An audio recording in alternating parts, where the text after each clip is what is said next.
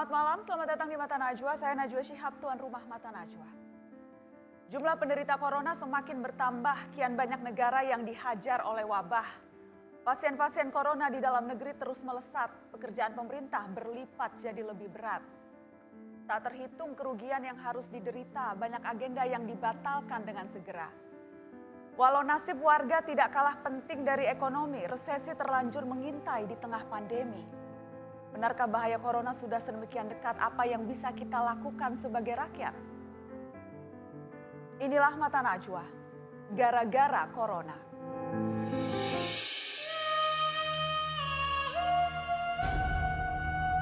Nomor 34, nampak sakit ringan sedang juga imported case. Sehingga hari ini ada penambahan sejumlah 7 pasien.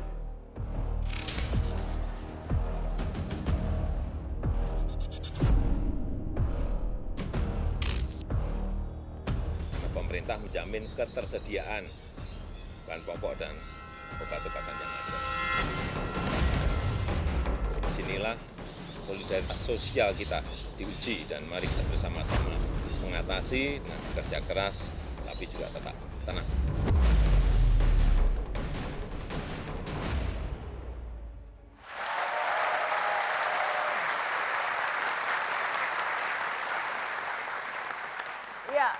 Sepekan setelah Presiden mengumumkan WNI positif terpapar corona, jumlahnya hingga kini terus bertambah. Publik bertanya, sudah sejauh mana potensi penularannya karena wabah corona sudah betul-betul di depan mata dan dampaknya semakin nyata. Saya undang di Mata Najwa, saya perkenalkan Gubernur DKI Jakarta Anies Baswedan. Selamat malam Mas Anies. Terima kasih sudah hadir. Hadir juga Gubernur Jawa Barat Ridwan Kamil. Kang Emil, selamat malam. Ada juru bicara Presiden Fajrul Rahman. Bang Fajrul. Selamat malam. Waalaikumsalam. Ada Dirjen Pencegahan dan Pengendalian Penyakit Kementerian Kesehatan yang juga jubir pemerintah terkait wabah corona, Ahmad Yuryanto. Pak Yuri, selamat malam. Saya mengundang juga anggota Komisi 1 DPR RI dari Gerindra, Fadlizon. Bang Fadli. Ada Ketua Umum Asosiasi Pengusaha Indonesia, Haryadi Sukamdhani. Selamat malam Pak Haryadi. Dan mewakili konsumen ada Ketua Harian YLKI Tulus Abadi. Bang Tulus, selamat malam. Baik.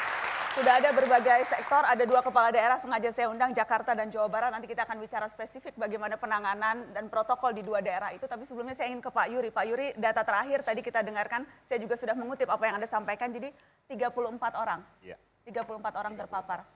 Saya ingin tanya spesifik yang informasi yang tadi juga menjadi breaking news.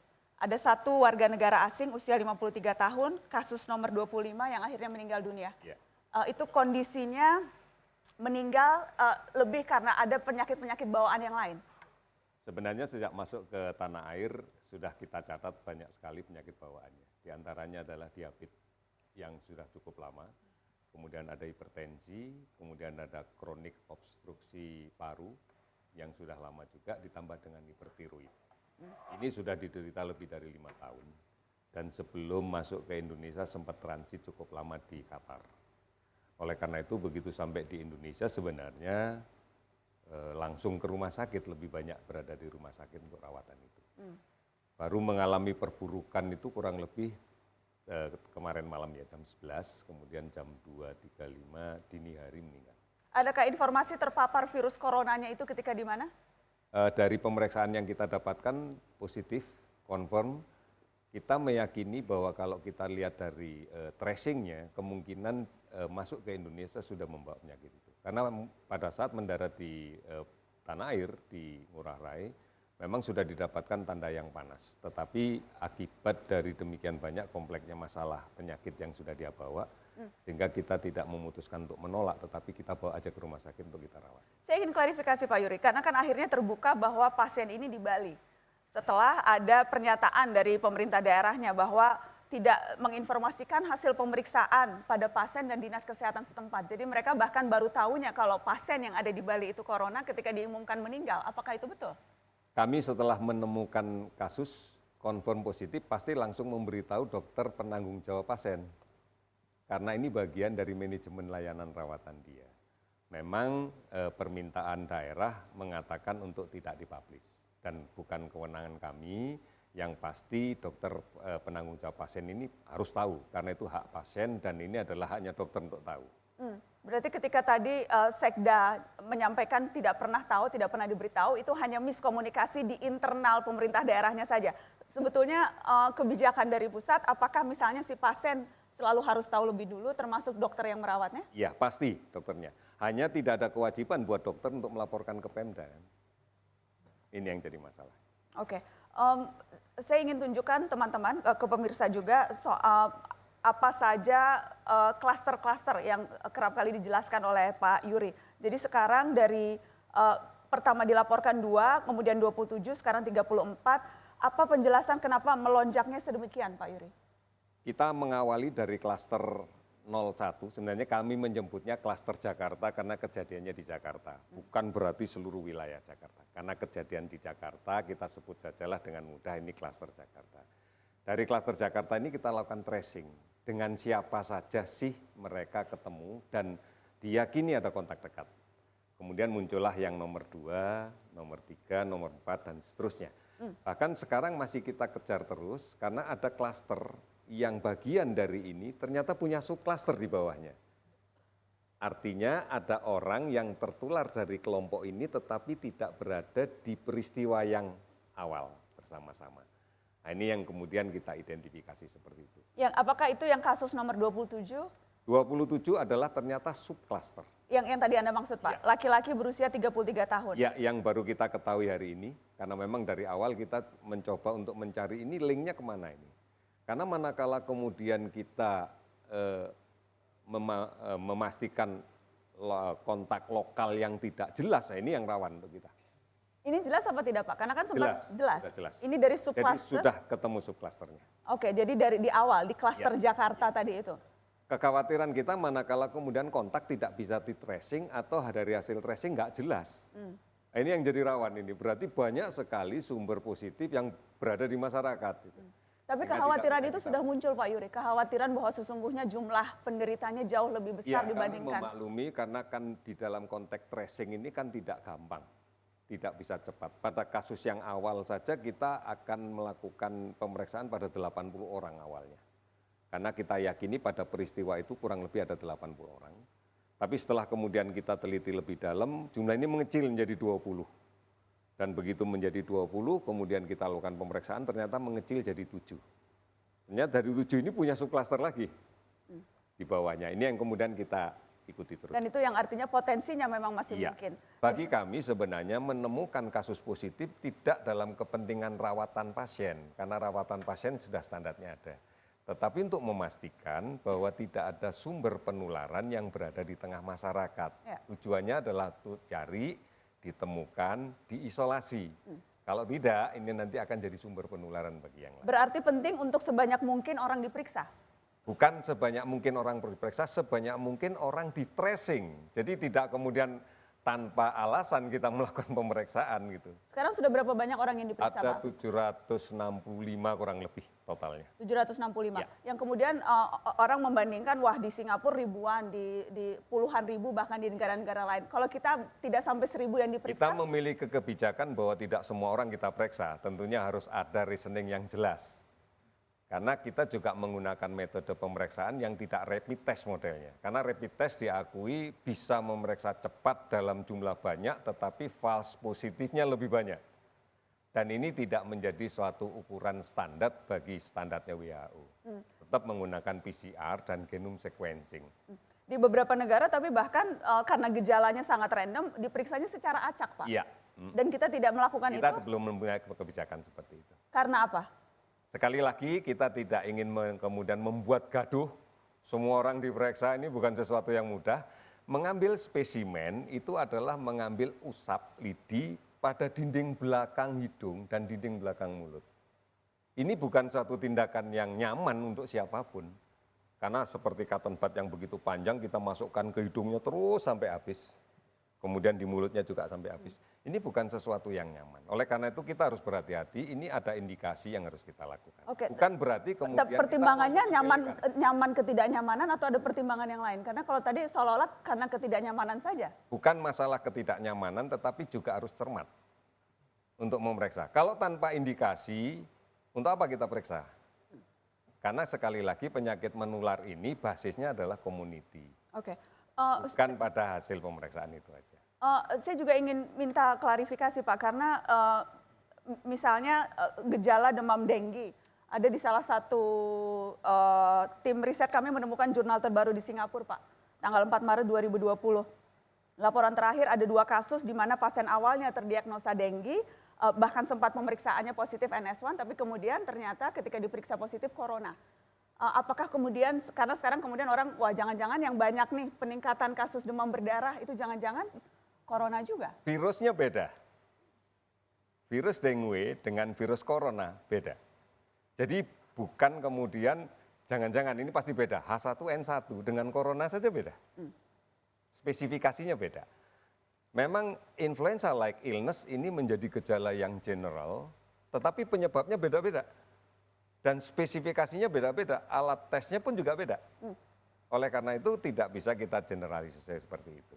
Hasil temuan terbaru yang di Singapura itu, yang ada 2 pasien yang spesifik positif, tapi kemudian diperiksa gejalanya sangat mirip, ada penurunan trombosit, bahwa ternyata kemudian corona. Bisa saja mix infeksi. Dan apakah kita melakukan pemeriksaan terhadap semakin meningginya tingkat kasus demam berdarah di kita, Pak? Pemeriksaan demam berdarah juga kita lakukan, tetapi kan fokusnya kita lihat dulu ini tracing, kembali lagi tracing. Jadi tidak asal orang kemudian panas, batuk, pilek, periksa, ada tracingnya dulu. Adakah riwayat dia kontak atau pernahkah dia melakukan perjalanan satu daerah yang kemudian kita yakini endemisitasnya tinggi. Jadi selalu patokannya 2 itu. Iya. Kalau pernah ke negara yang ada penyakit coronanya atau yang kontak tracing. hanya 2 itu saja. Iya.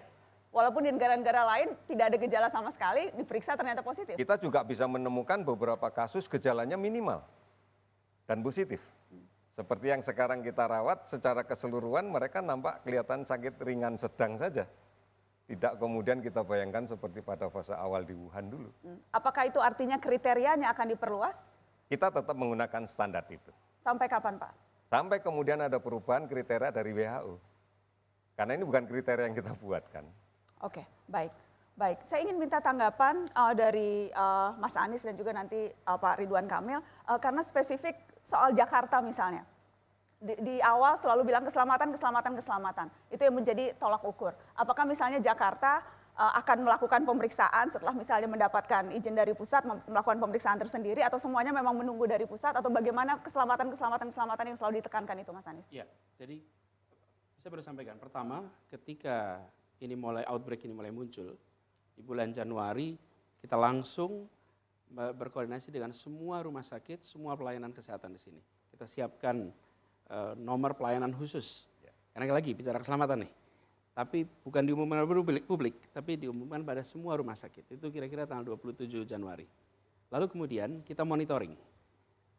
Dan masuk data, angka satu persatu adalah orang dalam pemantauan dan pasien dalam pengawasan. Angkanya makin hari makin bertambah. Oke. Lalu muncul kasus di Jakarta. Nah, menurut saya di sini letak isu utamanya. Bahwa dibutuhkan transparansi dan kecepatan hasil pemeriksaan. Kalau transparansi atas hasil pemeriksaan itu muncul, maka bila seseorang didiagnosa positif, hasil labnya positif, maka kita tahu lokasinya di mana, kontaknya di mana, dan bisa melakukan tracing. Di Jakarta itu dilakukan, tapi terbatas karena kecepatan atas hasil. Oke. Kemudian yang kedua adalah prosesnya sendiri. Ini seluruhnya prosesnya dilakukan di lab Kementerian Kesehatan, di Badan Litbang ya? Litbangkes. Nah, karena itu kami mengirimkan surat kepada Menteri Kesehatan, minta untuk Labkesda kita diberikan kewenangan juga untuk membantu melakukan pengecekan. Oke. Tujuannya supaya ketika ada kasus, bukan saja bisa melakukan, kalau melakukannya bisa, tapi tidak punya kewenangan untuk menyampaikan dan memutuskan. Karena otoritasnya tidak di kami, otoritasnya Kementerian Kesehatan. Nah, kalau kita tidak melakukan ini dengan cepat, maka potensi itu cukup besar. Kami, Pak Dirjen, sekalian, lebih baik melihat ini dengan worst case skenario sebagai aparat pemerintah. Oke. Tidak dengan best case skenario. Ya. Nah, worst case scenario di mana? Kita lihat beberapa negara yang mengalami ini. Itu sesungguhnya yang menjadi perhatian kita di Jakarta. Nanti saya teruskan soal ini. Nanti kita akan lanjutkan karena tadi saya juga sempat berbincang dengan Kang Emil juga punya concern yang sama soal itu bagaimana supaya daerah juga diberikan kewenangan untuk memeriksa sehingga sekali lagi lebih banyak lagi orang yang bisa dicek apakah memang terpapar virus ini atau tidak. Setelah pariwara kami kembali.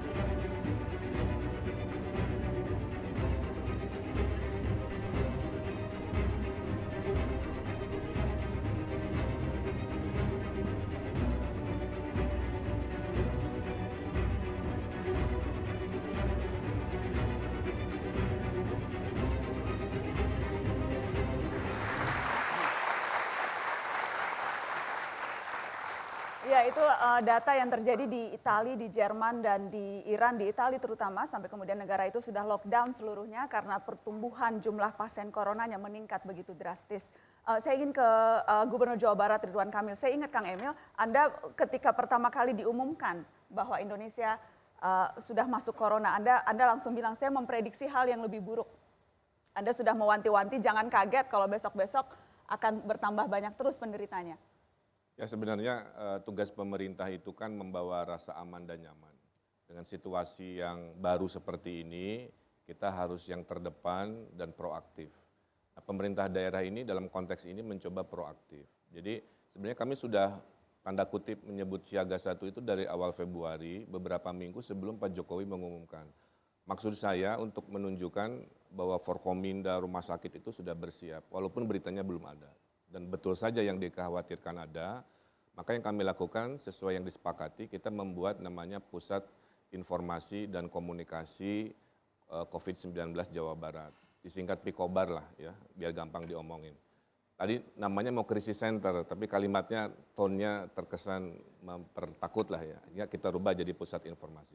Nah, yang kami hadapi hari ini adalah kami ini sebenarnya punya kemampuan untuk melakukan tes. Tapi kan sesuai protokolnya itu domain di pemerintah pusat. Per hari ini di Jawa Barat yang dalam pemantauan ada 616. Yang pemantauan itu artinya perilakunya patut diindikasi lah, tapi tidak ada gejala. Nah yang PDP atau pengawasan ada 55, itu yang bergejala dan sekarang sedang dalam pengawasan. Yang positif 3, karena KTP-nya tadi, walaupun klasternya di Jakarta kan KTP-nya ada di Depok. Nah kami melakukan permohonan persis seperti Pak Anies, izinkan kami di daerah yang punya kapasitas itu untuk melakukan tes. Nanti kalau hasilnya ternyata positif, kami tidak akan mengumumkan, kami akan berkoordinasi dengan Kementerian Pusat untuk tiktokan dalam artian informasinya sesuai dengan apa yang dilakukan protokol. Jadi memang menurut Kang Emil penting untuk sebanyak mungkin orang yang diperiksa. Bayangkannya begini, mohon maaf ya, kita doakan tidak terjadi. Kalau ternyata menyebar ke seluruh pulau di Indonesia, kalau semuanya harus terpusat di Jakarta untuk ngetesnya, perjalanan menuju Jakartanya butuh waktu, antriannya dan sebagainya. Sehingga sekarang menurut saya konsepnya untuk ngetes ini harus desentralisasi. Mudah-mudahan aspirasi dua provinsi ini bisa. Hal yang sama. Hal yang sama dan apalagi di Jakarta juga seperti Pak Dirjen tahu, ada Eijkman, ada Fakultas Kedokteran UI, ada Labkesda DKI yang semuanya bisa melakukan. Dan ketika kita bisa melakukan pengetesan secara cepat, lalu mengidentifikasi di mana mereka tinggal, maka kita bisa bergerak cepat untuk melakukan yang disebut tadi self-quarantine atau isolasi. Mendeteksi sebarannya, kemudian mengajak mereka untuk melakukan self-quarantine, dan kalau ini kita lakukan, maka kita bisa melakukan containment. Sekarang begini, kita lihat, Indonesia menghadapi situasi ini sekarang, tapi kita sudah punya contoh. Di Wuhan, di Tiongkok itu bulan Desember Januari. Lalu beberapa minggu ini Eropa, Iran, kita menyaksikan Korea, menyaksikan lompatan luar biasa. Ada patternnya di sini, Nana. Satu, kita bisa dua pilihan ini. Pilihan pertama, ambil rute seperti Iran, Amerika, Korea Selatan, Italia. Apa yang mereka lakukan? Di awal relax, oke, lakukan terbatas pengetesannya. Lalu jumlahnya bertahap meningkat. Di Italia itu, saya lihat datanya nih Pak, di Italia, pada 20 Februari itu cuma 4 kasus. Dalam 18 hari menjadi 9.172. Dalam 18 hari. Lompatnya luar biasa. Ya. Nah, kemudian sesudah itu lompat, pemerintahnya bertindak untuk melakukan penutupan, pembatasan semuanya. Itu satu model. Model kedua, kita saksikan juga. Ada Singapura, ada Vietnam, ada Selandia Baru. Apa yang mereka kerjakan? Mereka melakukan yang dikerjakan oleh negara-negara itu, tapi di masa awal. Ya, di fase awal. Di fase awal. Nah, Jakarta, kami tadi kumpulkan semua, dan kami katakan kami akan melakukan yang dikerjakan itu di fase awal. Supaya tidak terjadi peningkatan jumlah kasus. Sudah disimulasikan Mas Adi, sampai sejauh Anda mensimulasikan kalau memang yang terburuknya seperti yang di Italia?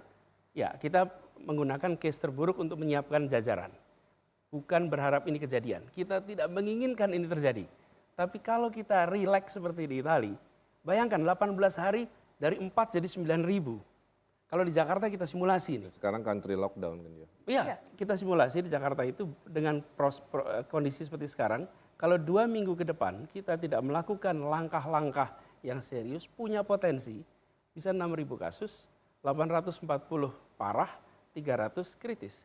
Ini simulasi dengan menggunakan skenario terburuk. Jika kita tidak mengerjakan seperti yang dikerjakan oleh Singapura, oleh Selandia Baru, oleh Vietnam. Jadi karena kita sudah menyaksikan nih ada 2 rute. Rute 1 relax meningkat lalu bertindak, atau bertindak kemudian dikendalikan. Apa yang terjadi ketika dikendalikan? Di Selandia Baru Pak, baru 4 kasus, 8.000 orang sudah diisolasi.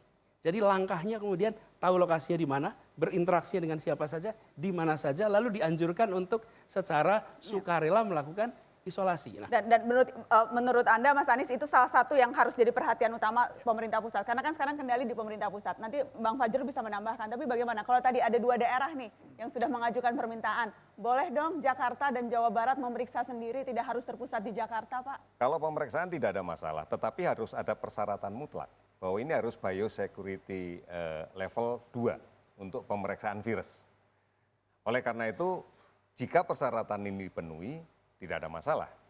Karena ini pemeriksaan virus tidak sama dengan memeriksa laboratorium darah dan sebagainya.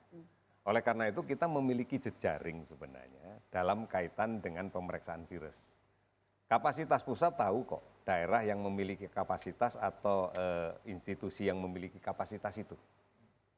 Oleh karena itu inilah yang kemudian akan kita siapkan di minggu ini ada 10 balai besar teknologi kesehatan lingkungan yang tersebar di 10 kota di Indonesia sudah masuk dalam persiapan dan kita sudah mendatangkan 10.000 kit untuk tes PCR. Tetapi tidak untuk genome sequencing. PCR adalah screening awal untuk memeriksa, kalau positif maka akan diperiksa dengan genome sequencing. Oke, tapi nah, saya terusin sedikit ya, terkait dengan itu, persis sekali Pak. Ini contoh saja yang kami hadapi di Jakarta. Orang dalam pemantauan tanggal 1 Maret itu 136. Dalam 11 hari ini sudah menjadi 401. Lalu pasien dalam pengawasan itu 47 tanggal 1. Ya. Per hari ini sudah 197. Bila kita tidak bergerak cepat untuk melakukan itu, maka kita tidak bisa mengatakan kepada yang bersangkutan Anda positif atau negatif. Dan potensinya kemudian kita tidak bisa mengarahkan untuk isolasi dan melakukan tracing. Nah, kami ingin agar bisa melakukan itu dengan cepat. Karena begini, kita ini punya tanggung jawab kan, melindungi Pak. Ya. Melindungi itu artinya jangan sampai kejadian.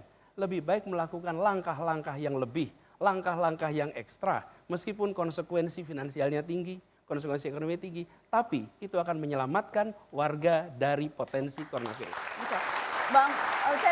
Bang Fajrul, protokol yang sudah disiapkan, apakah itu akan bisa menjawab berbagai hal, termasuk kekhawatiran bahwa kita tidak bergerak lebih cepat dari yang seharusnya.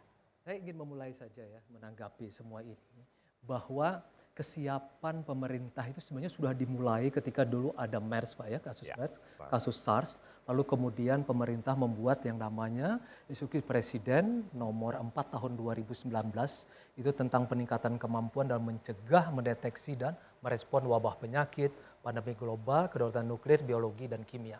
Dari titik instruksi presiden inilah lalu kemudian melibatkan dua Menko, yaitu Menko PMK dan Menko Polhukam.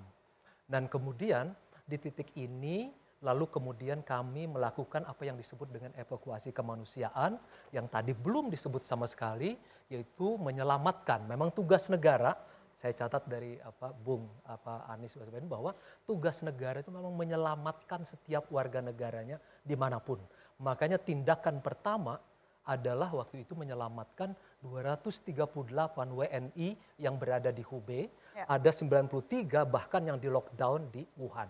Dan kemudian dibawa dan kemudian diobservasi di Natuna. Yang kedua yang dilakukan adalah menyelamatkan 188 orang dari kapal World Dream yang kemudian di transit observasi sampai hari ini masih di Pulau Sebaru, dan yang ketiga yaitu yang 69 orang dari kapal Diamond Princess lalu kemudian sekarang juga dibawa ke ke Pulau Sebaru.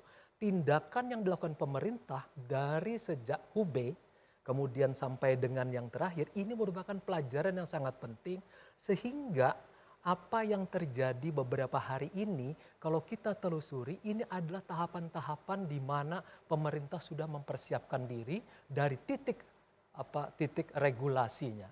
Lalu kemudian sekarang kan dibuat. Sekarang pemerintah mengatakan, kita dipanggil oleh Presiden Joko Widodo mengatakan bahwa kita memerlukan satu orang yang yang kompeten, dokter yang kemudian dipilih Pak Reto, dan kemudian kalau untuk informasi semuanya pakai Kemenkes, kemudian juga dibuatkan protokolnya. Jadi apa yang diinginkan oleh Presiden Joko Widodo adalah apa yang kita sebut sebagai information leadership. Itu muncul sampai hari ini. Dan alhamdulillah kalau kita melihat tahapan ini, apa yang terjadi pada hari ini tidak seperti yang dikhawatirkan oleh Bung Anies atau Bung Ridwan Kamil, semuanya betul-betul tertata dengan baik. Nah di hari ini juga sebenarnya atas nama Presiden Republik Indonesia kami mengucapkan duka cita yang sangat mendalam terhadap meninggalnya satu orang pasien warga negara asing yang berada di Bali ya Pak ya.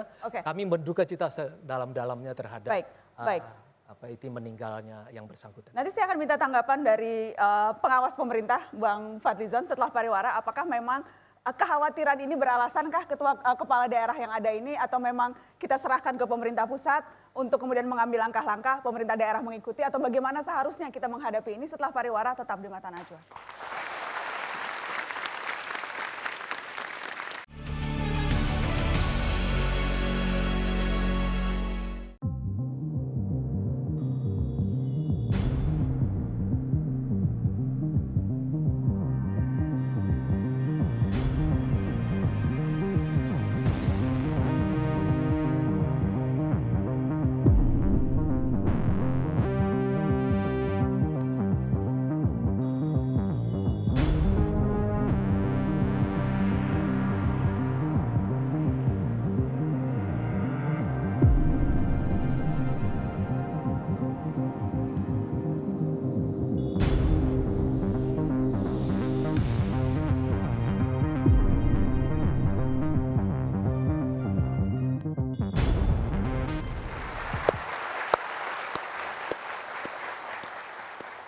Ya, itu dampak corona pada berbagai belahan dunia.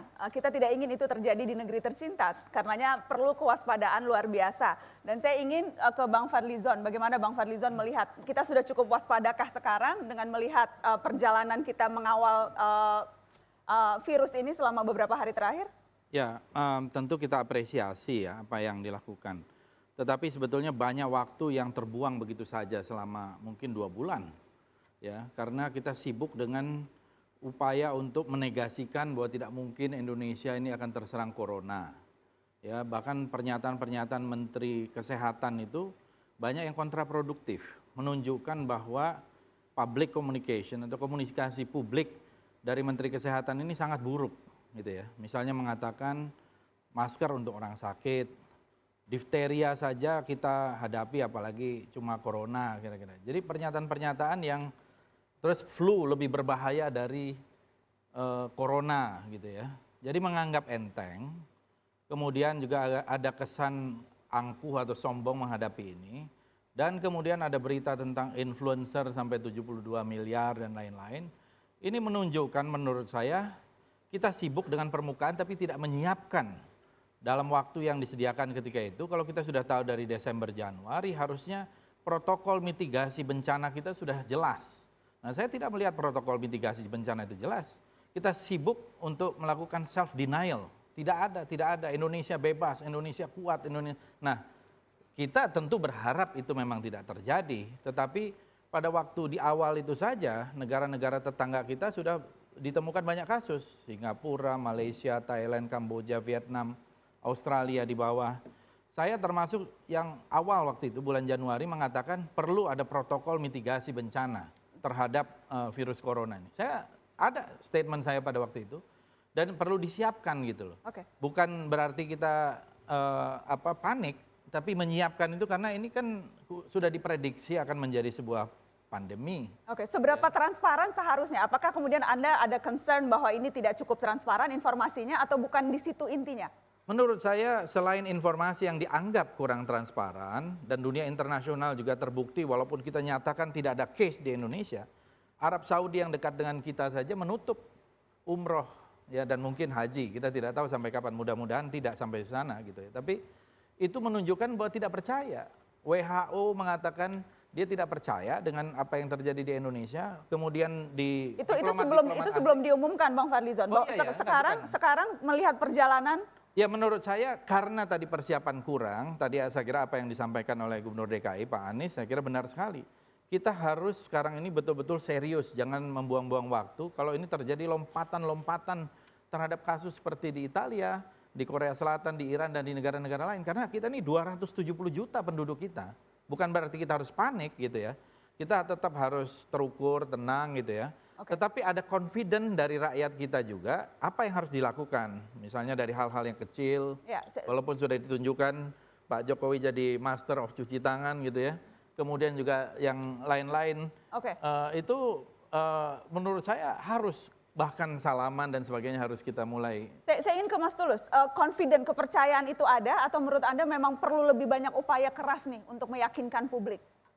Ya, ada beberapa hal saya kira. Pertama memang dalam masa-masa yang kritis seperti sekarang, sebenarnya yang urgent adalah meningkatkan literasi masyarakat terhadap virus corona itu. Karena sampai detik ini sebenarnya literasinya masih simpang siur dan pemerintah menurut saya masih tergagap-gagap untuk meningkatkan literasi itu sehingga masyarakat bisa menyikapi dengan cerdas, ya, bukan merespon dengan panik, apalagi panik buying dan segala macam. Ya. Dan pada hari ini atau beberapa hari ini saya mendapat pertanyaan yang sangat serius dari konsumen, terutama misalnya untuk penumpang KRL atau pesawat di bandara atau tempat-tempat umum. Sebenarnya bagaimana proteksinya kepada mereka sehingga mereka ini nyaman. Karena kita tidak tahu bahwa di dalam kereta itu atau di pesawat itu adalah ada penumpang-penumpang yang sudah terpapar virus corona. Barusan tadi pagi saya rilis agar setiap bandara, terutama di kedatangan itu keberangkatan bahkan menyediakan thermal scanner. Ya, walaupun itu mungkin bukan satu-satunya, tetapi setidaknya itu ada perasaan aman bagi masyarakat bahwa pemerintah telah melakukan sesuatu. Nah itu menurut saya harus kita dorong secara keras agar tidak terjadi apa yang kita khawatirkan. Dan kedua, pemerintah juga menurut saya masih simpang siur untuk di tengah kondisi yang kritis ini masih mendorong untuk masyarakat berwisata, masih ngomong target wisata dan segala macam. Ini menurut saya nggak relevan. Ya, kondisi begini kok ngomong target wisata. Justru kita harus banyak menghindari tempat-tempat yang berisiko tinggi terhadap paparan virus corona itu. Oke, di daerah protokol, Kang Emil, saya tahu Jawa Barat juga membuat satu protokol sendiri. Apa misalnya hal-hal yang kemudian perlu diketahui publik, protokol yang sudah ditetapkan? Ya, kita mendirikan namanya Pusat Informasi dan Koordinasi COVID-19 Jawa Barat. Hal yang sama saya instruksikan hadir 27 kota daerah. Kemudian yang pertama adalah tadi melakukan literasi untuk mengedukasi bagaimana terhadap situasi seperti ini. Yang kedua, kami juga melakukan koordinasi rumah sakit, kepala daerah, supaya kasus di Tasikmalaya misalkan ya, yang memeriksa pasien dengan jas hujan karena keterbatasan, itu sudah kita selesaikan. Itu apa? Itu karena sempat viral tuh Kang Emil. Ya, karena Kita ada fotonya, kita mau menunjukkan orang kemudian khawatir betul. bagaimana petugas rumah sakit pakai jas hujan. Hal-hal inilah yang akan kita hindarkan dengan pusat informasi. Ini satu pintu, Jawa Barat ini harus satu pintu, supaya informasi di daerah tidak mudah viral, bikin panik, kan begitu ya. Nah alhamdulillah, jadi dengan kondisi sekarang sudah jauh lebih baik. Tapi Kang Emil, apakah ini artinya memang sarana dan prasarana yang dimiliki rumah sakit di daerah di Jawa Barat memang jauh dari memadai? Ya, karena koordinasinya tidak bisa diselesaikan oleh tingkat 2. Jadi banyak peralatan dan perlengkapan ada di provinsi, tapi kan on demand. Jadi kita menunggu ajuan dari tingkat 2, kalau kekurangan kita sampaikan. Nah, kita juga sudah melakukan edukasi untuk pengurangan izin keramaian seperti tadi, menghindarkan potensi dari keramaian yang besar. Kita sudah instruksikan Disnaker karena banyak tenaga kerja asing yang seliweran lewat traveling udara untuk dipantau, masuk ke pemantauan seperti itu. Kita juga sudah melakukan koordinasi ke media sosial juga. Ada 535 aduan dari masyarakat, termasuk pertanyaan-pertanyaan yang membingungkan, kira-kira begitu. Nah, ini menunjukkan kehadiran pusat informasi ini penting, karena hari pertama pada saat diumumkan, yang terjadi kan chaos dari sisi informasi, kira-kira bagaimana menyikapinya, ada panik buying sembako, masker, dan lain sebagainya. Sekarang kan sudah reda dengan kondisi seperti ini. Nah, mudah-mudahan dengan hadirnya pusat informasi dan koordinasi ini, makin lama kita makin siap. Cuman tadi, izinkan kami proaktif untuk merespon worst case skenario. Lebih baik bertambah yang melakukan preventif ketimbang kita menunggu, karena kami punya kapasitas juga. Ya, dan prinsipnya, dan memang sesungguhnya prinsipnya lebih baik kalau bicara reaksi yang proporsional. Ya, under reacting itu salah, over reacting juga salah, proporsional. Karena itu langkahnya kita begini, kalau kita lakukan. Pertama, ketika kasus ini masih terbatas, belum ada confirm positif. Maka yang kita lakukan adalah memastikan seluruh fasilitas pelayanan kesehatan di Jakarta mengerti SOP menangani bila ada orang yang terdeteksi. Dan itu kemudian punya tempat untuk mereka bertanya, berkonsultasi. Itu kita siapkan sejak Januari, tanpa pengumuman. Jadi kalau perhatikan tidak ada pengumuman apapun. Tetapi semua fasilitas kesehatan di Jakarta, 197 rumah sakit, semua puskesmas tahu persis apa yang harus dikerjakan. Kemudian fase kedua. Fase kedua adalah ketika sudah confirm positif. Pada saat itu, mulai saat itu, kita harus menyampaikan kepada publik bahwa Jakarta transparan, kami sampaikan apa adanya. Menghindari panik itu justru dengan menunjukkan keapa-adaannya. Makin disembunyikan, makin menimbulkan spekulasi. Karena itulah kita siapkan daily brief. Setiap hari, ketua tim tanggap corona, COVID-19, menyampaikan pada publik situasinya apa, langkah kita apa. Tujuannya adalah membuat publik tidak panik, bukan dengan menutupi, tapi dengan menyampaikan. Ada yang kita tidak bisa sampaikan karena kewenangan pusat, misalnya positif atau tidak.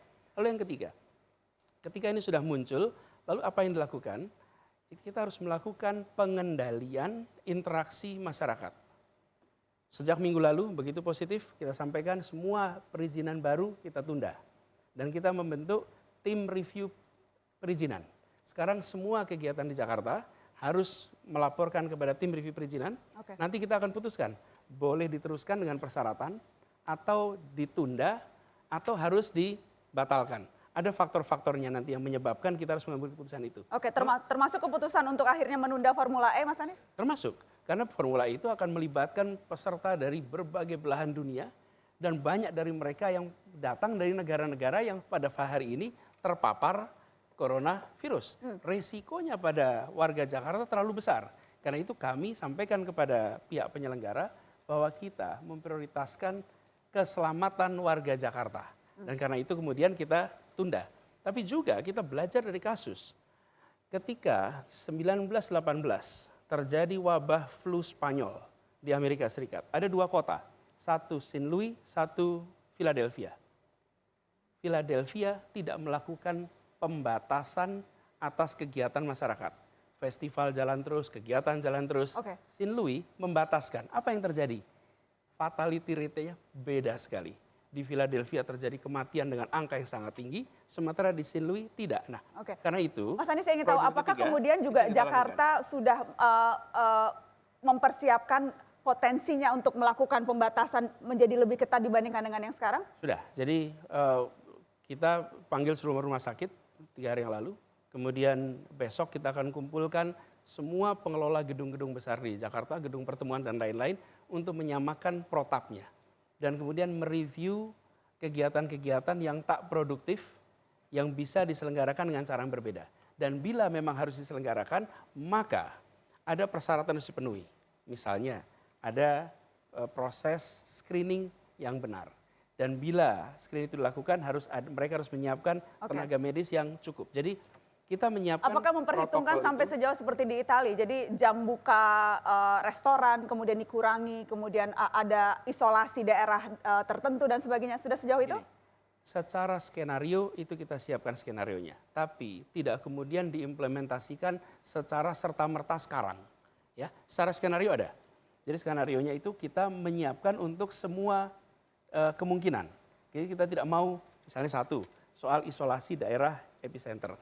Soal perizinan, soal kemudian larangan ke tempat keramaian, tapi tidak kemudian dilakukan sekarang. Tapi seluruh jajaran disiapkan bila sampai harus melakukan itu, mereka siap. Jadi saya ingin sampaikan Bung Fadlizon tadi, kita tidak mau pada saat kejadian baru memikirkan caranya. Termasuk kita tidak berharap, tapi bila harus dilakukan penutupan sekolah, aktivasi belajar jarak jauh, maka SOP-nya sudah siap. Jadi sekarang itu fasenya penyiapan SOP semua, jajaran disiapkan, tahu apa yang harus dikerjakan, mudah-mudahan tidak terjadi. Tapi bila terjadi, maka kita harus memastikan Jakarta siap menghadapi ini. Kita harus break. Menghadapi berbagai hal itu, bagaimana dampaknya terhadap perekonomian? Nanti saya akan tanya ke Pak Haryadi Sukamdhani setelah pariwara, tetap di Mata Najwa.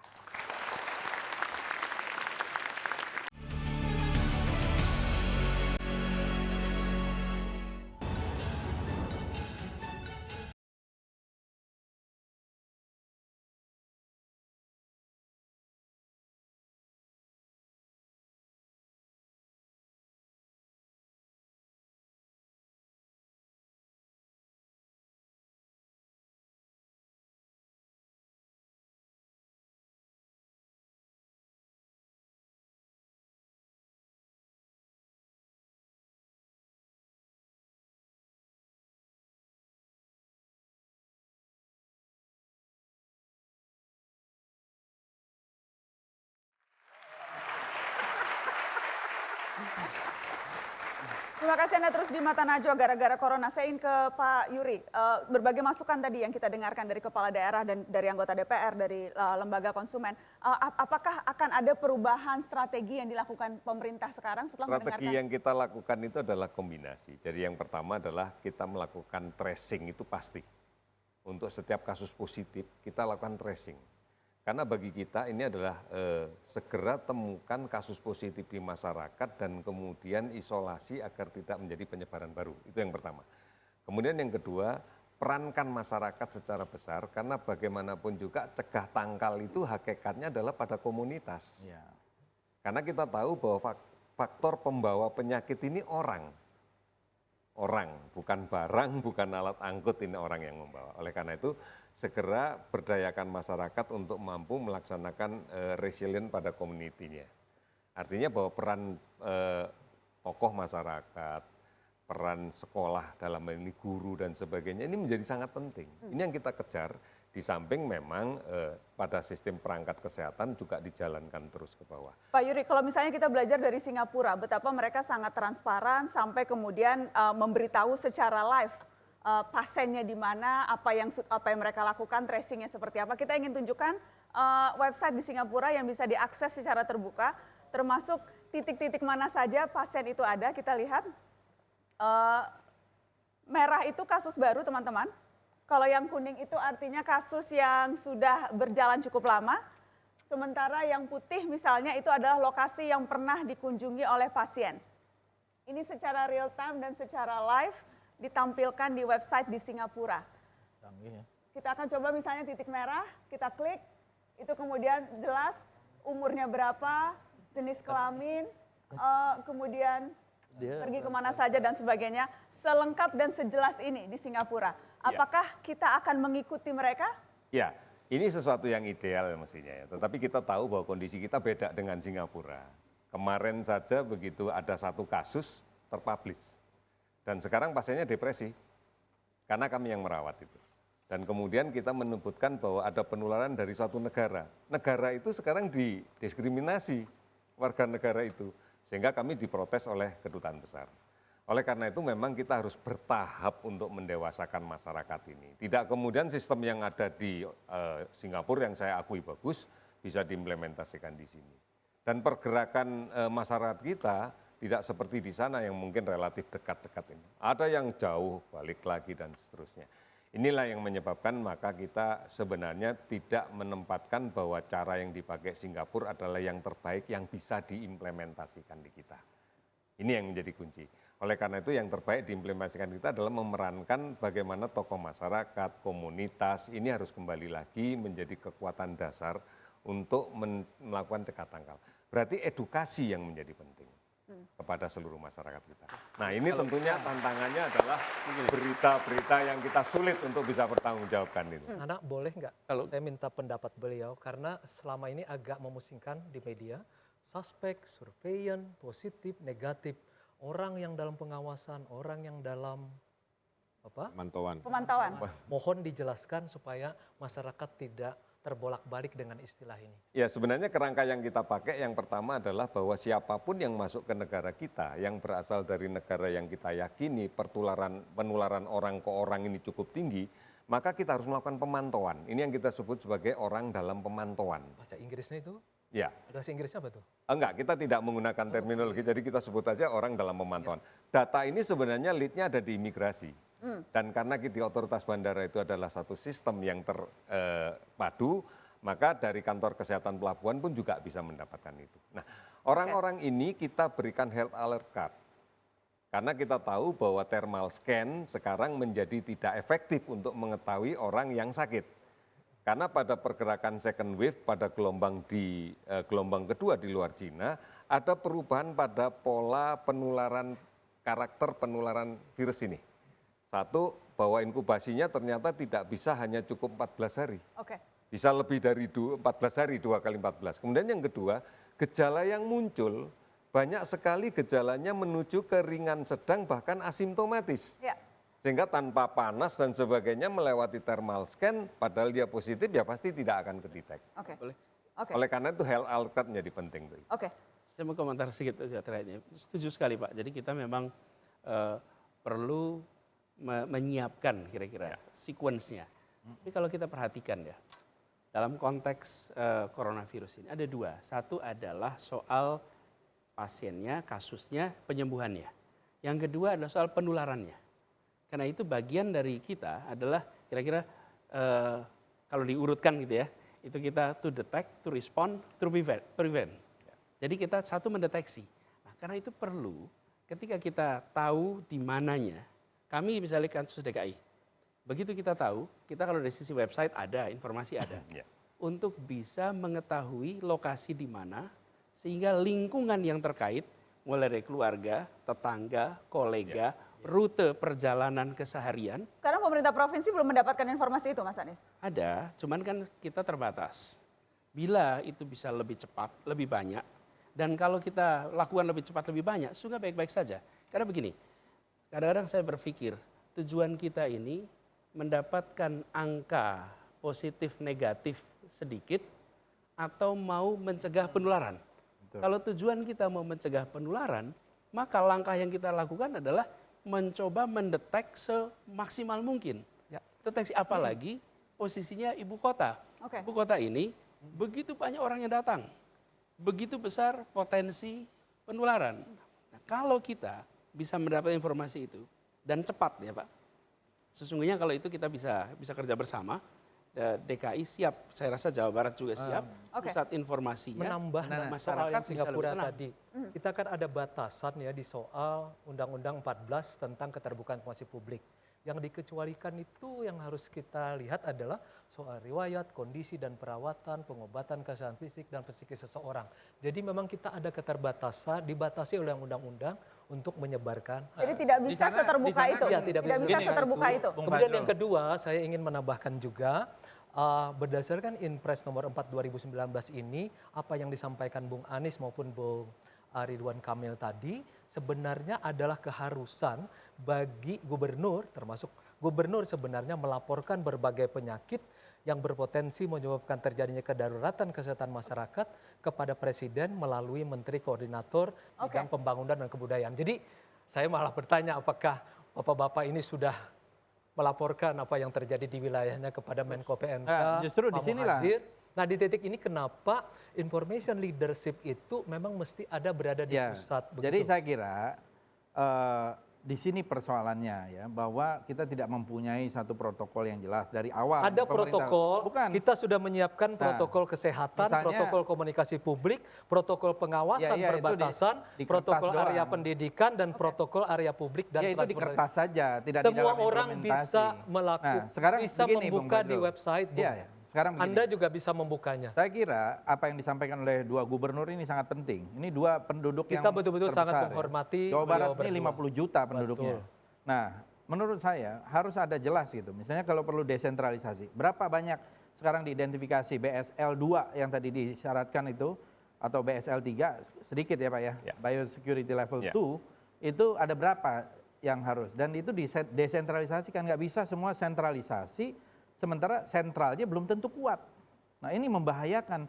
Yang tadi disebutkan oleh Pak Anies maupun oleh Pak Ridwan Kamil, ini transmisi lokal bisa mengalami quantum leap, lompatan yang kuantum, berbahaya. Gitu. Mungkin lebih baik kita menyampaikan kepada publik tidak dalam bahasa yang bombastis, bahkan kami ingin menyampaikan juga bahwa 2 orang kasus 1 dan kasus 2 itu pun sudah mulai membaik Pak ya. Dan kami sangat menghormati Justru mereka, itu. karena mereka ini kan pahlawan begini, kemanusiaan. ini kan Bung Fajrul kan menganggap bahwa ini seolah-olah tidak ada. Kita harus lebih bagus apa adanya. Untuk menjaga ini apa adanya. Dan saya kira saya apresiasi kepada juru bicara soal corona ini Pak Ahmad Yuryanto. Ini jauh lebih bagus ketimbang Menteri Kesehatan dalam membahasakan ini kepada publik ya. Ini sesuatu Bang Fajrul, kami membagi wewenang kepada masing-masing. Tadi menarik ketika Anda katakan bahwa seharusnya justru pemerintah daerah lah yang melaporkan ke Menko, dan apakah itu menurut instruksi Presiden nomor 4 tahun 2019. Apakah itu sudah dilakukan? Setelah pariwara, tetap di Mata Najwa.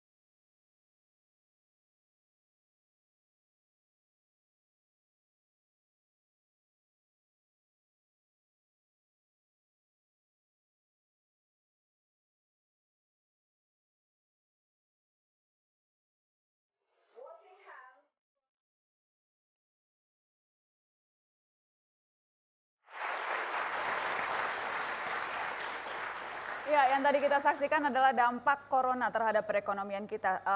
Saya ingin ke Ketua Umum Asosiasi Pengusaha Indonesia Apindo, Pak Haryadi Sukamdhani. Seberapa memukul ini? Seberapa memukul, Pak Haryadi? Kebetulan ya kan saya Ketua Umum 2 organisasi, satu Apindo, satu lagi Perhimpunan Hotel dan Restoran Indonesia. Yang sangat terkait? Sangat terkait. Jadi kalau saya ambil data yang PHRI dulu ya, dari hotel itu saja, kita tahun lalu kalau dampak langsung dari Tiongkok ya, yang turis tahun lalu kan 2 juta. Kita perkirakan tahun ini mungkin yang udah hilang 1 juta karena dia peak seasonnya di bulan Januari sampai dengan Maret karena ada Chinese New Year. Jadi kalau kita ambil 1 juta aja kita udah kehilangan 1,1 miliar dolar hanya dari turis Tiongkok yang hilang. Nah belum lagi juga kita kehilangan ikutan dari turis dari yang lainnya yang juga terdampak. Jadi kalau kita melihat penurunan dari maskapai penerbangan juga udah mencatat dropnya juga udah 50%. Jadi kalau kita hitung-hitung gitu ya, mungkin kalau dari sektor pariwisata sendiri aja mungkin sudah lebih dari $2,5 miliar sendiri selama kurun waktu 3 bulan ini.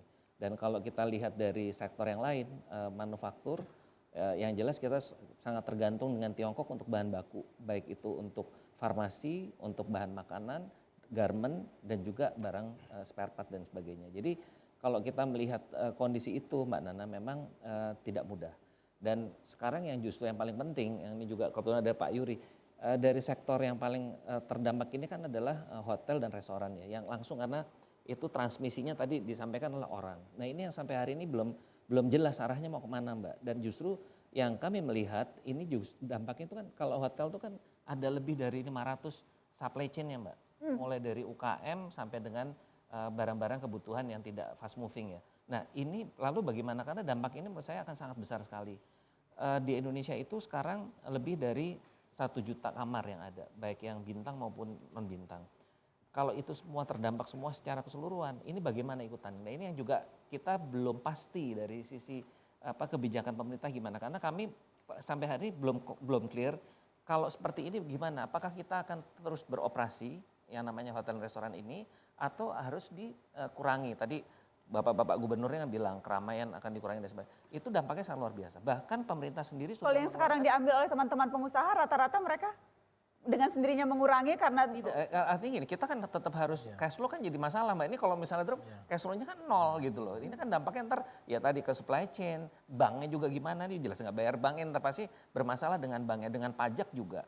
Nah yang kita tidak terkonfirmasi itu adalah sekarang bagaimana penyelesaian daripada masalah dampak ekonominya. Nah, kita keselamatan nomor 1 ya, tapi di ekonominya bagaimana? Tadi sempat waktu di ruang offer saya ngobrol dengan Pak Yuri kalau seperti ini gimana sih sebetulnya? Kita harus stop atau jalan terus? Pak Yuri bilang sebetulnya sepanjang bahwa ada self control dari masyarakat, sebetulnya tidak perlu harus terlalu berlebihan paniknya dan sebagainya. Tapi ini kan harus disosialisasikan Mbak. Nggak bisa kita hanya melihat dari segi case daripada dampak di orangnya, tapi tidak melihat dari dampak ekonominya. Nah kalau ini terus-terusan terjadi juga akan repot. Di Pak Anies sendiri juga. Di sektor-sektor lain gambarannya selain di 2 sektor yang tadi memang Anda ketuanya, selain hotel dan pariwisata dan sebagainya? Yang jelas kalau di manufaktur itu sekarang yang terjadi adalah yang bahan bakunya dari Tiongkok itu sudah bilang bahwa mereka akan stop produksi dalam bulan Maret ini. Karena bukan memang artinya pekerja pabriknya juga kemungkinan? Iya, kemarin juga ada. Kalau itu case-nya juga agak sulit ya, karena mereka bahan bakunya tidak mudah untuk menggantikannya. Seperti farmasi juga demikian. Seperti yang terkait dengan bahan makanan juga begitu. Jadi ini semuanya kan jadi masalah Mbak. Jadi kalau boleh saya sampaikan, kalau yang terkait dengan manufaktur ya dia juga sama kesulitannya. Kesemuanya ini yang belum clear adalah bagaimana payung hukumnya untuk mereka itu dengan kaitan dengan perbankannya. Hari ini kita sudah menyampaikan kepada OJK, surat kepada OJK untuk pelonggaran relaksasi dari untuk pembayaran baik cicilan maupun pokoknya bank, dan juga kita meminta juga kelonggaran dari sisi fiskal, dari pajaknya. Dan ini termasuk juga dari pemerintah daerah untuk pajak hotel dan restoran juga pasti yang nggak mungkin akan tercapai. Ini juga mungkin Pak Anies dan Pak Emil mungkin perlu juga kita duduk bareng, kayaknya nggak mungkin Pak, karena pasti uang yang terkolek untuk PHR itu pasti akan terpakai untuk operasional. Gitu. Dan ancaman PHK itu di depan mata? Ya sudah terjadi. Sebenarnya gini Mbak, jadi yang dalam tanda petik ya, di sektor hotel dan restoran itu ada yang sifatnya adalah dibayar harian, kita bilang daily worker. Nah sekarang ini daily worker udah pasti tidak dipakai. Dan yang sekarang hotel juga udah mulai di Bali sudah mulai merumahkan. Merumahkan itu artinya untuk menjaga cash flow Mbak. Jadi separuh itu masuk, separuh enggak. Artinya apa? Untuk mengurangi beban tenaga kerja. Jadi kalau di hotel dan restoran itu biaya terbesar itu adalah di nomor 1 tenaga kerja, kedua adalah listrik. Ya itu. Jadi 2 hal ini yang kalau listrik udah pasti drop karena pemakaian ruangannya kan lebih sedikit. Tapi kalau yang orang ini juga dampaknya juga luar biasa juga ini, karena jumlah yang terlibat di dalam industri ini cukup besar Mbak. Oke, itu hal-hal yang memang harus kita antisipasi juga. Nanti saya akan minta tanggapannya, tapi kita harus break sementara. Tetap di Mata Najwa, kami kembali.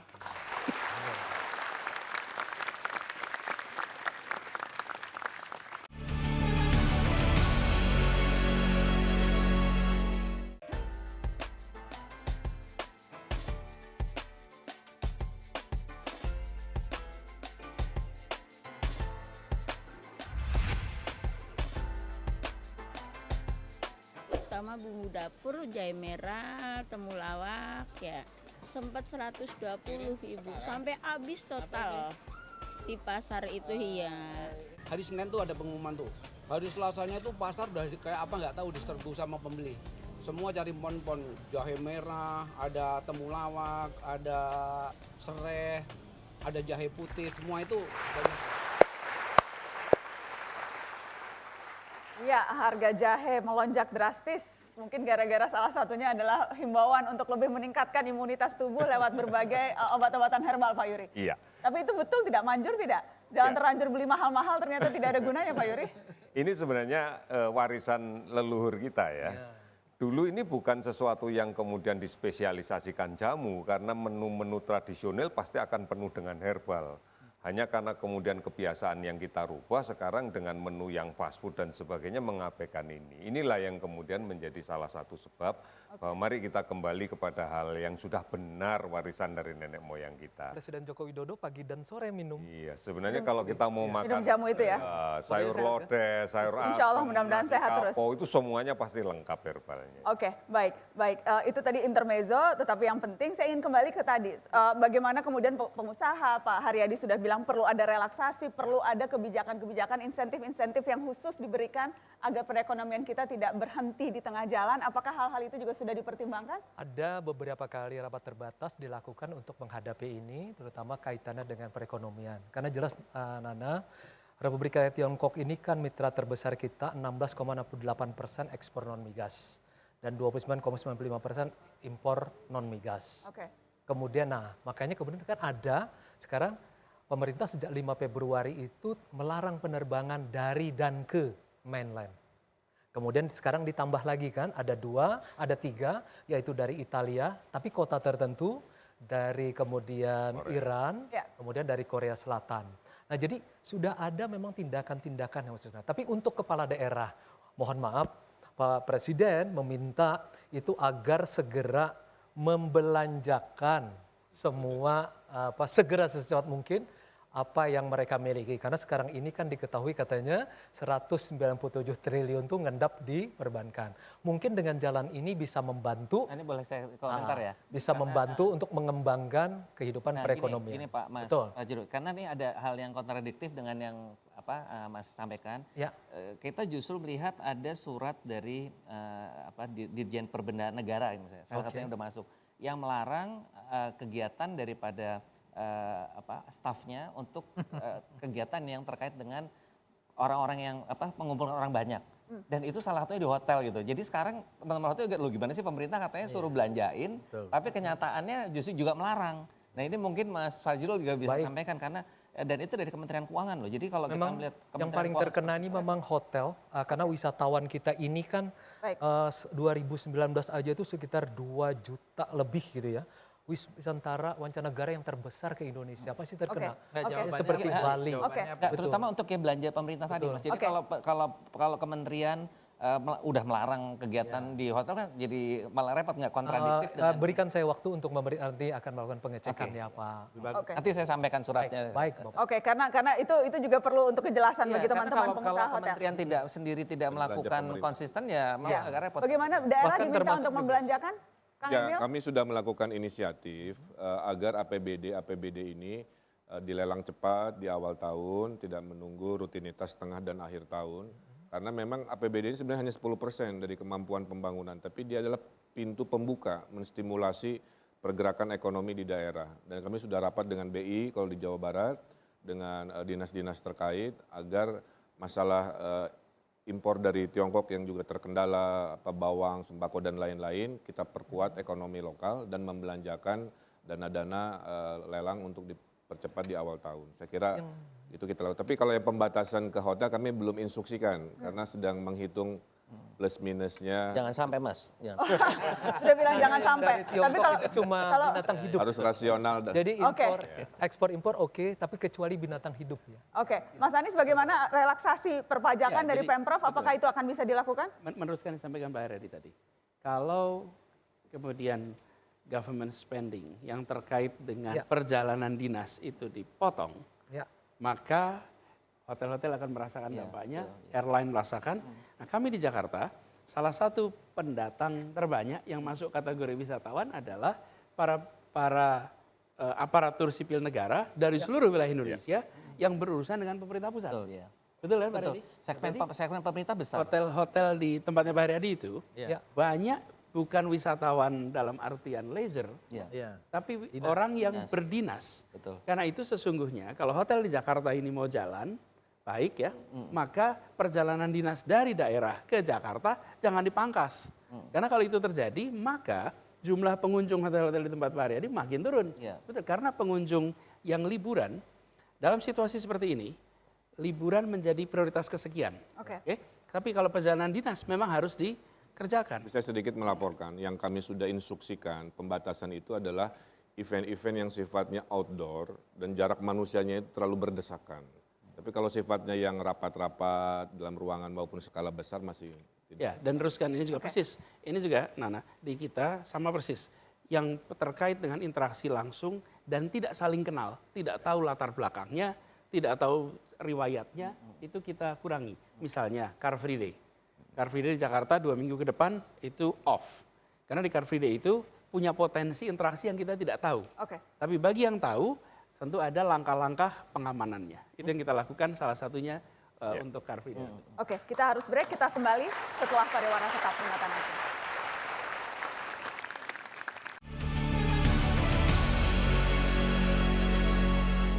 Daerah dan pemerintah pusat akan berjalan beriringan. Pertanyaan singkat tadi, apakah memang melaporkan ke Menko data-data yang dari daerah, Kang Emil, Mas Anies? Kalau dari Jawa Barat, SOP kita adalah data dari 27 daerah masuk maksimal jam 12, kemudian diolah selama 2 jam dilakukan press release, termasuk menangkal hoax itu di jam 2 setiap hari. Nah, jam 4 sorenya kami upload, kirim data ke Kementerian Kesehatan. Kemudian di Jawa Barat juga saya sampaikan, kita punya sistem pemusnah sampah medis, terutama yang sampah-sampah terkait corona ini. Kita punya jasa Medifest di Cikampek. Nah, insya Allah infrastruktur itu siap. Dan terakhir ada berita baik dari Jawa Barat itu, menurut National Health Institute Amerika dan di Wuhan, Cina itu ada 100 yang sembuh Pak, oleh obat yang namanya kolokium fosfat. Itu bahasa lazimnya namanya kina. Nah, jadi si pohon kina ini ada di Jawa Barat, sedang distudi, saya tugaskan universitas, mudah-mudahan berita baik ini, dan sudah teruji di di Wuhan 100 sembuh itu, ternyata obatnya, herbalnya ada di kita, kina, yang diproduksi Kimia Farma. Sebelumnya untuk mengobati malaria, mudah-mudahan kita doakan bisa untuk mencegah penularan dan mematikan pertumbuhan virus corona. Insya Allah, mudah-mudahan. Mas Anies, Jakarta akan terus dengan protokolnya transparan dan kemudian kita bisa memantau waspada resiko hotspotnya di mana saja? Betul, kita akan lakukan itu dan koordinasi terus dengan Pak Dirjen ini, dengan Dinas Kesehatan itu rutin setiap hari. Bisa dibilang ini untungnya karena Jakarta dan pusat satu wilayah. Jadi bisa dibilang. Tapi sempat ramai soal website tuh Mas, Kominfo katanya website Jakarta harus sama dengan Kemenkes, seperti apa ya, itu kalau judul di media online pasti selalu memantik percakapan gitu. Tapi sesungguhnya kalau bicara koordinasi jalan terus. Nah, kita jadi website-nya tidak ada masalah ya Mas? Tidak masalah. Bahkan kalau diakses update-nya reguler dan apa yang kita sampaikan di website itu juga yang disampaikan ke Kementerian Kesehatan. Nah, terkait dengan publikasi. Jadi kita pada saat ini mengikuti apa yang protap yang ditetapkan oleh Kementerian Kesehatan. Jadi menyangkut kasus positif, negatif dan lain-lain itu kewenangan di pemerintah pusat di Kementerian Kesehatan. Tapi dari data itu kemudian kita melakukan kegiatan di lapangan. Di mana lokasi itu ada kita deteksi, kita punya petanya, bahkan kita bisa melakukan simulasi pergerakan penduduk, resikonya apa sehingga semua wilayah tahu. Apakah itu akan diumumkan ke publik juga Mas? Nah ini kita lihat perkembangannya. Bila, kalau menurut kami, bila ini makin meningkat dan harus meningkatkan kewaspadaan masyarakat sehingga mereka tahu di wilayahnya ada kasus, maka kita akan arahkan ke sana, tentu kita koordinasi dengan Kementerian Kesehatan. Termasuk misalnya transportasi umum, karena kan sempat ramai hari ini tuh, ada wilayah tertentu yang transportasi umum yang hotspot atau lebih tinggi potensinya terkena corona? Betul. Jadi karena ketika kita melihat kasus-kasus, ada wilayah-wilayah tertentu di mana orang dalam pemantauan dan pasien dalam pengawasan, serta yang terkonfirmasi positif, itu ada spot-spot wilayahnya. Tadi kita kumpulkan para camat juga, tempat-tempat seperti itu perlu pemantauan khusus, termasuk rute-rute kendaraan umumnya, untuk kita bisa melakukan containment. Nah, ini kita lakukan saat ini masih dalam fase terkontrol. Bila angkanya meningkat dan bila membutuhkan kesadaran publik, maka kami akan memohon kepada Kementerian Kesehatan untuk izinkan kita semua sama-sama menyampaikan kepada publik semua, supaya publik tahu. Dan ada satu hal, Nana, yang penting sekali, bahwa ini bukan penyakit aib, ini bukan virus akibat kelakuan yang salah, yang menyimpang, bukan. Ini akrab saja ketularan kok gitu. Kalau kita salaman, cipika-cipiki bisa tertular. Jadi sikap hormat itu pun artinya kita harus mengubah stigma. Ya, kita harus mengubah stigma. Supaya tidak ada kekhawatiran bahwa bila positif itu menjadi buruk, tidak. Bila positif ya kita konten. Bahwa ini penyakit bisa disembuhkan, itu yang terpenting. Baik, Pak Yuri, jadi kalau memang dibutuhkan transparansi informasi itu akan lebih diberikan ke publik ya? Jadi tracing itu adalah tugasnya daerah yang kita berikan kepada daerah untuk tracing, untuk menelusuri kontak. Nah, sepanjang tracing ini masih bisa kita ikuti dan tracing ini masih kita percaya mampu untuk melacak, tidak ada masalah. Tapi yang menjadi masalah manakala tracingnya ini hilang. Ini yang menjadi masalah untuk kita. Nah, kewaspadaan kita di dalam memanage itu. Oleh karena itu, sepanjang tracing masih bisa kita temukan, kita tidak terlalu khawatir. Karena ini memang teman-teman di daerah bagian dari sistem yang besar kita bangun, jadi bukan dari pusat. Dan ini harus pemerintah pusat, kemudian juga pemerintah daerah, yang terpenting lagi sebenarnya sifat aktif dari masyarakat. Kenapa kasus 1 dan kasus 2 menjadi menarik dan kami menganggap kedua orang itu adalah pahlawan kemanusiaan karena mereka melapor ya Pak ya? Kasus 1. Jadi kami berharap bahwa setiap orang dari 257 juta ini ikut aktif. Jadi jangan hanya menyerahkan kepada pemerintah pusat, jangan hanya menyerahkan kepada pemerintah daerah. Ikut aktif. Anda adalah pahlawan kemanusiaan bagi siapapun yang sekarang ada di Republik. Dan kalau terbukti positif, nah ini penting sekali. Harus ada isolasi. Maka kami di DKI misalnya, pegawai kena maka tidak dipotong gaji, tidak dipotong TKD, sehingga mereka mau isolasi di rumah. Nah ini harus diterapkan, kalau tidak mereka rugi nanti. Baik, karena waktunya, sayang sekali waktunya sudah habis. Terima kasih banyak. Hope for the best, prepare for the worst. Hope for the best, prepare for the worst. Jangan, insya Allah. Baik, mohon maaf waktunya sudah habis, mohon maaf. Waspada boleh, tapi panik jangan. Jangan panik, dan transparansi nomor 1. Terima kasih sudah menyaksikan Mata Najwa. Selamat malam, sampai jumpa.